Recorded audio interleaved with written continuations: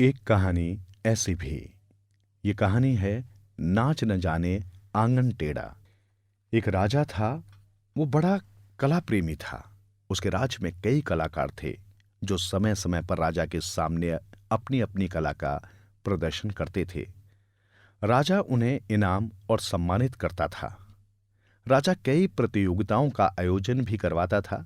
उन प्रतियोगिताओं में उस राज्य के कलाकारों के अलावा दूसरे राज्यों के कलाकार भी भाग लेते थे। भाग लेने वाले सभी कलाकारों को राजा की तरफ से कुछ न कुछ उपहार मिलता था।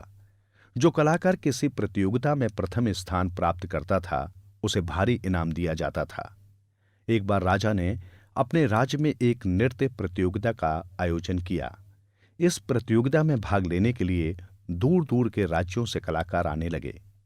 राजा ने उनके रहने और खाने पीने की समुचित व्यवस्था कर दी थी।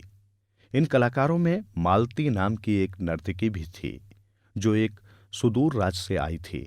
वो अपने आप को बहुत नृत्य कुशल समझती थी, जबकि वास्तव में वो एक साधारण नर्तकी थी।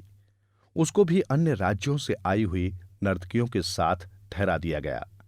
प्रतियोगिता में भाग लेने वाले कलाकार प्रतियोगिता शुरू होने से कुछ दिन पहले ही आ गए थे ताकि वे प्रतियोगिता से पहले कुछ अभ्यास कर लें।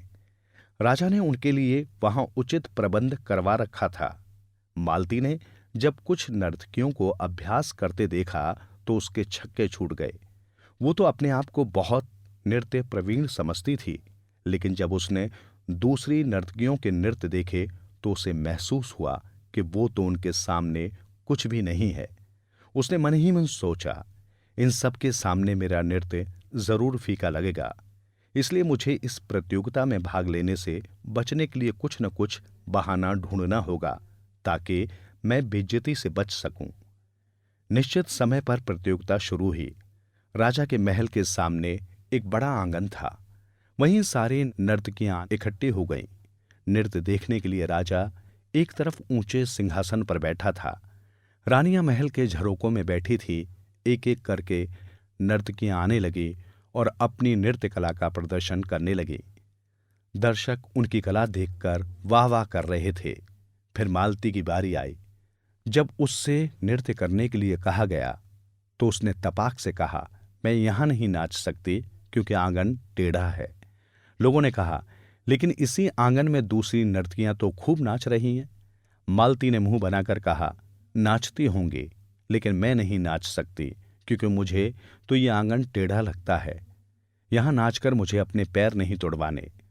तभी कुछ लोग बोल पड़े, वाह वाह, ये भी खूब रही, नाच न जाने आंगन टेढ़ा।